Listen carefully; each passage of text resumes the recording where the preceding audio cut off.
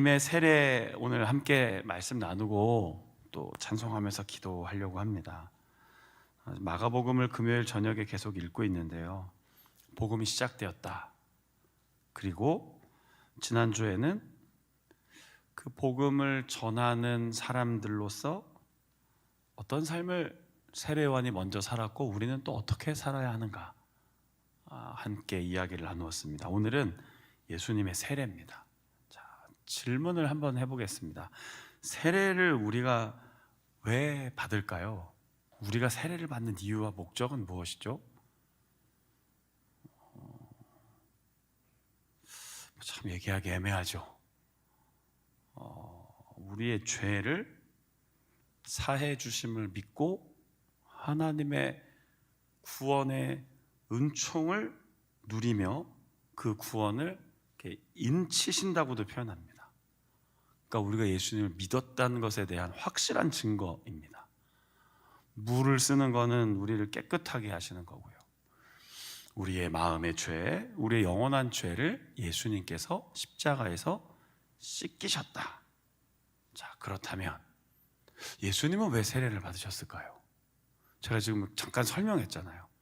이 죄에 대한 용서, 죄 사함. 그럼 예수님은 죄인인가요?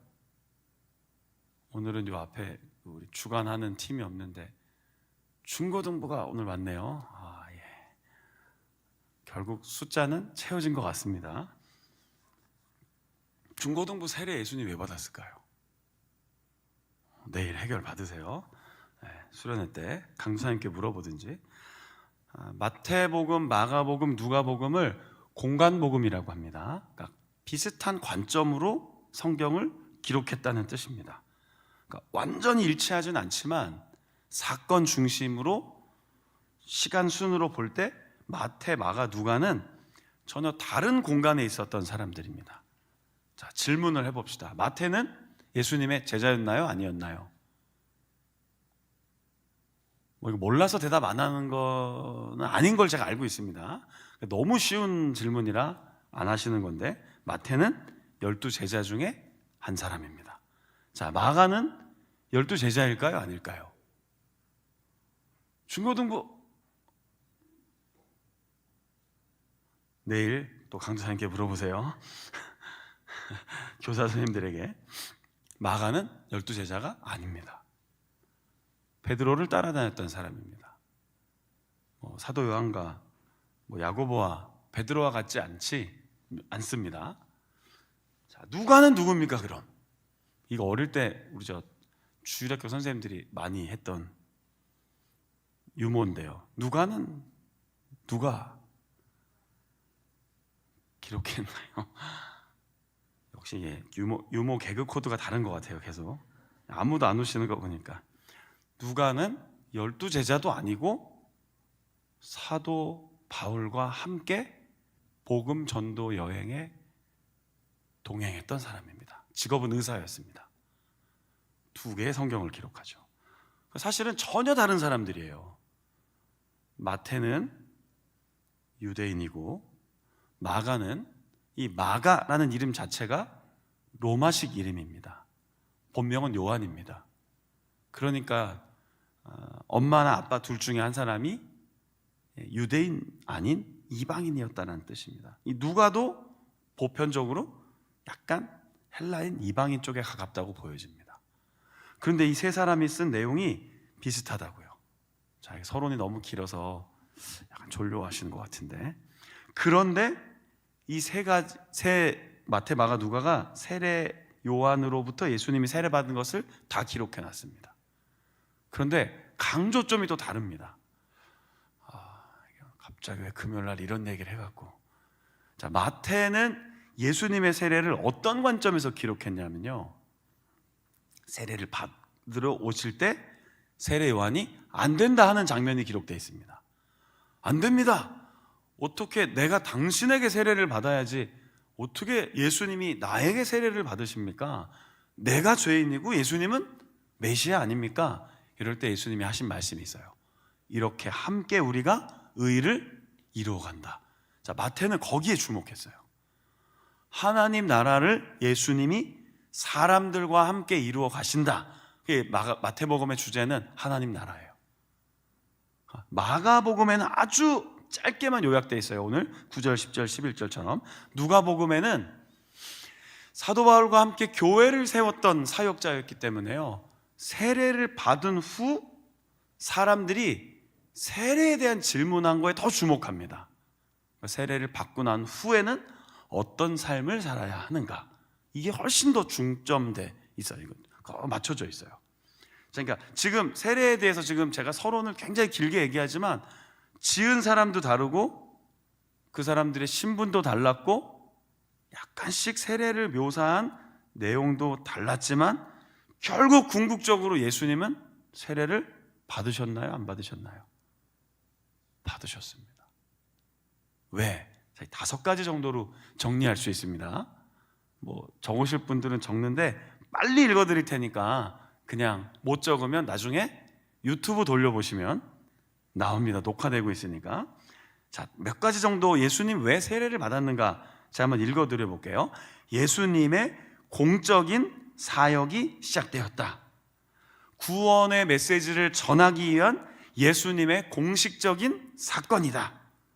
두 번째, 하나님의 아들임이 드러났다. 세례를 통해. 세 번째, 세례 요한의 사역을 예수님이 지지해 주셨다. 그러니까 함께 하시고자 했다. 그리고 그 다음, 인간으로 오셨고 죄인인 우리와 하나 되기 위하여 세례를 받으셨다. 자, 이 정도로 좀 요약할 수 있겠습니다. 자, 다시 하지 않겠습니다. 다시는 자원교회 유튜브로 들어가서 보시면 돼요. 자, 그럼 이제 중요한 게 오늘 2가지입니다. 자, 예수님의 세례를 아주 짧게 요약해 놓은 마가복음 9절, 10절, 11절 보면, 자, 10절 한번 보십시오. 세례를 받고 올라오실새. 자, 어떤 일이 벌어지죠? 자막의 본문도 좀 열어주세요. 네, 감사합니다. 자, 하늘이 갈라졌다. 자, 따라해 봅시다. 하늘이 갈라졌다. 여러분, 하늘이 갈라지면 어떻게 돼요? 오늘 교회 오시는데 하늘이 갈라졌어요. 어떻게 돼요? 큰일 납니다, 진짜. 난리 날 겁니다. 운전하실 수 있겠습니까? 가는데 하늘이 갈라지면요. 큰일 납니다, 진짜. 이게 어떤 표현이죠? 성경에서의 이 모든 사건은 상당히 하나님이 하시는 일에 대한 비유입니다. 뭐 실제적인 사건이 아니라는 뜻이 아니라 어떤 상징을 갖고 있는 거죠. 자, 하늘이 열렸다. 그럼 뭐 하겠다는 거예요, 하나님께서? 오늘 뭐 안 좋은 일 있으셨어요? 물 한 모금 먹을 때까지 한번 생각해 보시죠. 아니, 닫혀있는 하늘이 갑자기 열렸다는 건 뭔가 내려온다는 뜻이에요. 그러니까 하나님께서 지금 예수님이 세례를 받을 때 성령을 내려주시려고 하늘을 열었다는 겁니다. 유대인들은 구약 성경 그 시대에 살았던 사람들은요, 굉장히 그 비가 많이 내리지 않는 지역이어서 늘 하나님께 하늘을 향하여 기도합니다. 이른 비, 늦은 비, 때를 따라 돕는 은혜를 주시기를요. 그래서 유대인들은 제가 종종 말씀드리지만 기도할 때 손을 들고 기도했습니다. 자, 왜 그럴까요? 기도를 받으신 분이 어디 계시니까요? 물론 우리 마음에 계세요. 물론 어디나 계세요. 그런데 상징적으로 하늘에 계시잖아요. 예수님이 가르쳐 주신 주기도문의 첫 문장이 뭡니까? 하늘에 계신 우리 아버지잖아요. 뭐 그 하늘이 어디 있냐에 대한 논란은 여기서 좀 접고서라도 하늘에 계신 하나님이 그 아들 예수 그리스도의 사역의 시작에 내려오셨다는 겁니다. 그런데 무엇으로 하나님이 임재하셨다라고 오늘 성경이 얘기하고 있죠? 성령입니다. 성령. 자, 오늘 그래서 기도의 제목에 첫 번째는 오늘 이 저녁에 하늘로부터 나에게 성령을 충만히 부어주십시오. 이게 우리 기도 제목입니다. 여러분, 기도라고 하면 보통 뭘 기도합니까? 뭐 이렇게 물이 없습니다. 물 주세요. 음식이 없습니다. 배고픕니다. 밥 주십시오. 돈이 필요합니다. 건강하게 해주십시오. 학교 잘 가게 해주십시오. 제가 진급해야 됩니다. 제 가는 진로의 모든 길에 하나님 형통하게 도와주세요. 우리 자녀들 잘 되게 해주세요. 우리 가정 복 많이 받게 해주세요. 다 우리의 필요한 간구입니다. 그런데 가장 중요한 기도는 뭡니까? 하늘의 뜻이 이루어지는 기도예요. 근데 그 하늘의 뜻이 이루어지려면 하나님께서 우리에게 임하여야 됩니다. 이게 지금 어떤 말인지 이해가 안 될 수 있겠지만, 하나님의 영광이, 하나님의 그 성령이 하늘을 가르고 예수님께 내려오셨던 것처럼 왜 우리가 금요일 저녁에 모여서 기도합니까? 하나님, 우리 마음에 성령으로 가득하게 하옵소서. 그거 기도하기에 모인 겁니다. 그래서 오늘 우리가 함께 찬양 부르다가 제가 기도 제목 드리고 찬양 부르다가 기도 제목 드릴 때 우리 제일 첫 번째 그 기도 할 겁니다. 하나님, 오늘 이 하늘을 여시고 우리의 눈을 여시고 우리의 마음을 여시고 성령으로 우리를 충만하게 붙잡아 주옵소서. 자, 그게 예수님의 세례를 통해 우리가 배울 수 있는 교훈입니다. 그래서 사도행전 2장 2절에 보면 호련히 하늘로부터 급하고 강한 소리가 있어. 그리고 불의 혀같이 갈라지는 예수님이 약속하신 성령이 하늘로부터 임합니다. 그러니까 우리가 기도할 때마다 이 기도를 하는 거예요. 하나님, 오늘도 하나님이 이 자리에 하나님의 은혜와 성령을 부어주옵소서. 자꾸 언급해서 미안한데 우리 중고등부 친구들 수련회 앞두고 오늘 하루 종일 연습하고 또 이거 끝나고 자체 기도회 한대요. 안 들어올 줄 알았는데 누가 들어오라고 했나 보다. 그지? 웃는 거 보니까 맞네. 그래, 가끔은 억지로 끌려가다가도 은혜를 받는 겁니다. 예수님 십자가를 구레네 시몬이 억지로 지고 가다가 그 끝에 예수 그리스도를 주님으로 만납니다. 우리 중고등부 친구들이 사실은 이 방학 기간에 학원 다니기도 바쁘고 어려울 텐데 내일 1일 수련회 하면서 오늘 저녁에 또 저녁 기도회 자체하기 전에 우리 성도님들과 같이 기도하게 들어왔습니다. 우리 저 자녀들에게 오늘 이 밤에 성령을 부어주십시오. 우리가 기도하는 겁니다.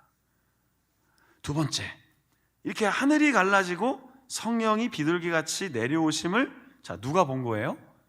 예수님이 보신 거예요. 마가가 본 게 아니에요. 예수님이 보신 거예요. 그러니까 그 하늘의 영이 임하는 것처럼 오늘 이 저녁에도 우리에게 하나님 그렇게 부어주십시오 라고 기도하자는 겁니다. 자, 그 다음 11절에 보니까 이게 참 놀라운 이야기가 들려오죠. 11절 한번 또 읽어볼까요? 자, 자막쯤 열려 있습니다. 읽어봅시다. 시작. 하늘로부터 소리가 나기를 너는 내 사랑하는 아들이라 내가 너를 기뻐하노라 하시니라. 아멘. 자, 또 어디였어요? 또 아니, 성령도 하늘로부터 내려오는데 하나님의 말씀도 어디로부터 오는 거예요?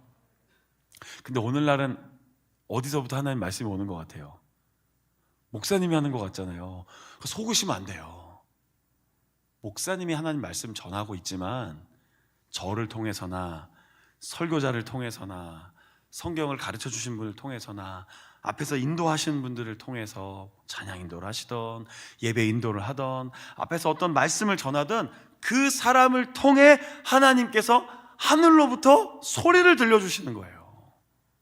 설교 내용이 다 기억 안 날 수 있어요. 제가 목회하면서 제일 아쉬운 거는요, 가끔씩 서론이나 중간이나 결론에 예화를 들려드립니다.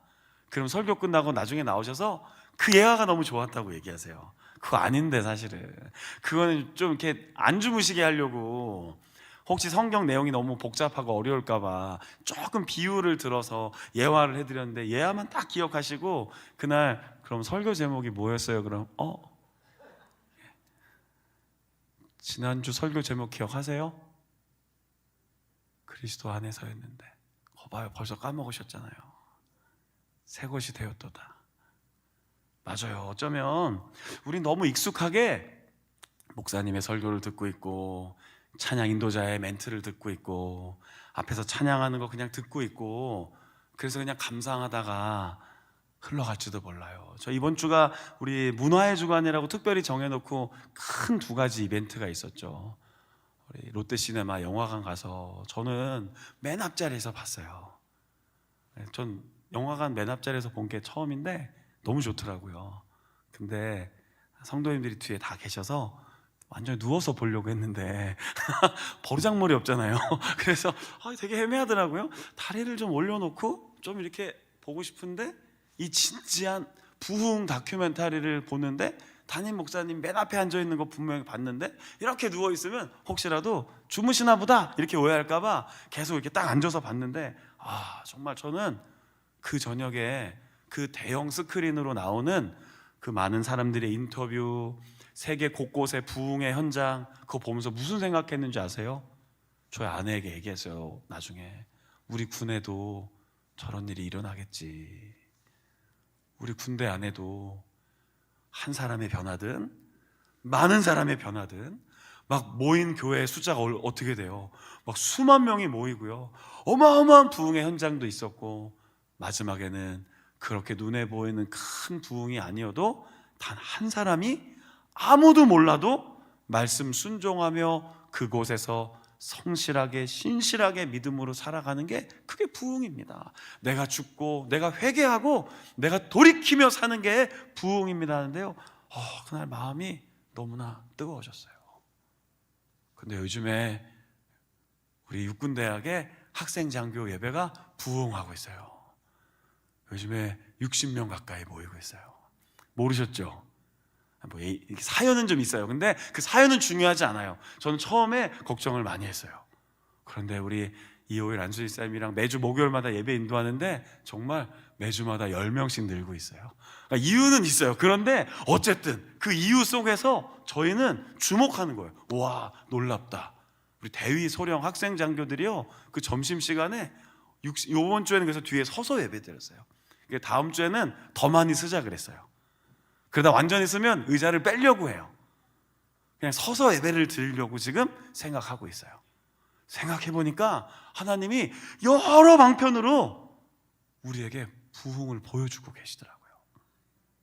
그런데 제가 말씀드린 것처럼 이게 어디로부터 들려온다고요? 앞에 보이는 사람에게 주목하지 마세요. 목사님이 설교를 잘한다 못한다 주목하지 마세요. 최선을 다하여 저도 전하겠지만 저를 통하여든 사람을 통하여든 어떤 사건을 통하여든 말씀은 하늘로부터 오는 겁니다. 오늘 하늘로부터 어떤 소리가 들려옵니까? 한 번 더 읽어봅시다. 자막 좀 열어주세요. 자, 11절 시작. 하늘로부터 소리가 나기를 너는 내 사랑하는 아들이라 내가 너를 기뻐하노라 하시니라. 아멘. 자, 오늘 이 음성 듣고 가야 돼요. 찬양도 부를 거예요. 자, 저를 한번 따라 합시다. 너는 내 사랑하는 아들이라 내가 너를 기뻐하노라. 자, 이게 우리 딸들도 좀 아쉽잖아요. 성경에 나오는 아들은 다 이 대표 명사예요. 남녀가 아니라. 그런데도 속상할 수 있어요. 그러니까 너는 내 사랑하는 딸이라. 자, 아들은 아들, 딸은 딸. 자, 한번 해봅시다. 저는 너는 내 사랑하는 아들이라 이렇게 할게요. 그러니까 여러분들은 너는 내 사랑하는 딸이라. 자, 그거부터 읽어봅시다. 시작. 너는 내 사랑하는 아들이라 내가 너를 기뻐하노라. 자, 그럼 오늘 음성 들었어요. 어떻게 하실 거예요? 목사님이 설교하라니까 따라서 아닙니다. 성령의 감동으로 지어진 기록된 말씀을 오늘 우리의 입술로 고백하는 겁니다. 하늘로부터 주시는 말씀이 오늘 우리에게 임하는 거예요. 그래서 이 말씀을 옆 사람에게 전해줍시다. 옆 사람이 아들이면 당신은 하나님의 아들입니다. 하나님이 당신을 기뻐합니다. 자, 옆에 사람이 딸이면 당신은 하나님의 딸입니다. 하나님께서 당신을 기뻐합니다. 자, 요거 못 외울 수 없죠, 그죠? 요거 좀 애매해요? 너무 길어서? 자, 중고등 외웠죠? 오케이. 자, 당신은 하나님의 아들, 하나님의 딸입니다. 하나님이 당신을 기뻐합니다. 자, 오늘 이 말씀 마음에 새기고 이제 찬양 시작할 거예요. 자, 해봅시다. 옆 사람에게 시작. 당신은 하나님의 아들입니다. 하나님의 딸입니다. 하나님이 당신을 기뻐합니다.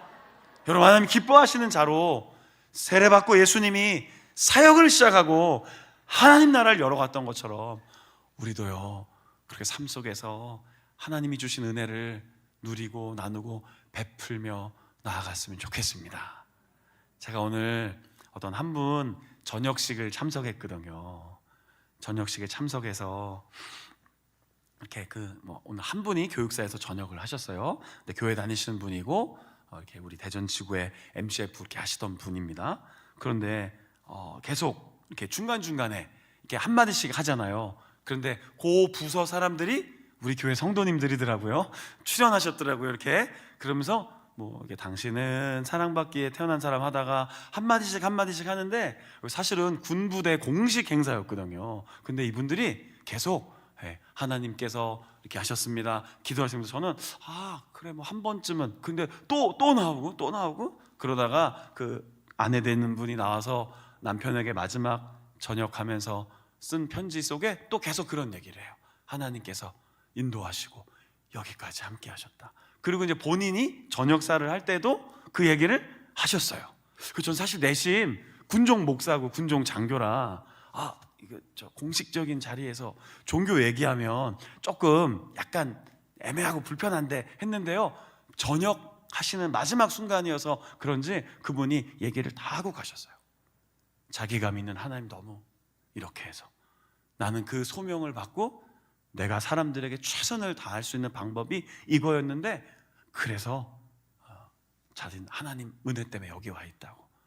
저는 오늘 되게 그 행사 들어가서 감동을 많이 받고 왔어요. 꼭 고백에 하나님이 나오고 예수님이 나와서가 아니에요. 언젠가 우리도 누군가 앞에서 저렇게 복음을 증언할 날이 있겠구나, 증거할 날이 있겠구나, 하나님이 세우신 자리에서 그렇게 증인으로 살아가겠구나. 그런데 그 증인으로 살아가려면 오늘 이 두 가지가 필요한 거예요. 뭐였죠? 하늘이 열려서 성령이 충만해야 돼요. 우리 힘으로는 할 수 없어요. 우리 힘으로는 하다가 멈춥니다. 우리 힘으로는 하다가 무너집니다. 그러나 하늘이 열리고 성령이 충만하면 우린 예수님 가신 길을 따라갈 수 있습니다. 두 번째, 들어야 합니다. 하나님이 날마다 우리 마음속에 주시는 그 메시지. 너는 내 아들이다. 너는 내 딸이다. 내가 너를 구속하였다. 내가 너를, 내 아들을 십자가에 죽여 너의 생명을 건져내었다. 내가 너를 기뻐한다. 너의 삶에 내가 함께하고 있다. 여러분, 이 메시지를 늘 새기고 믿음으로 날마다 살아가시기를 축복합니다. 자, 한 번 더 하고 이제 우리 찬양할까요? 당신은 하나님의 아들입니다, 딸입니다. 하나님이 당신을 기뻐합니다. 자, 해봅시다. 시작. 당신은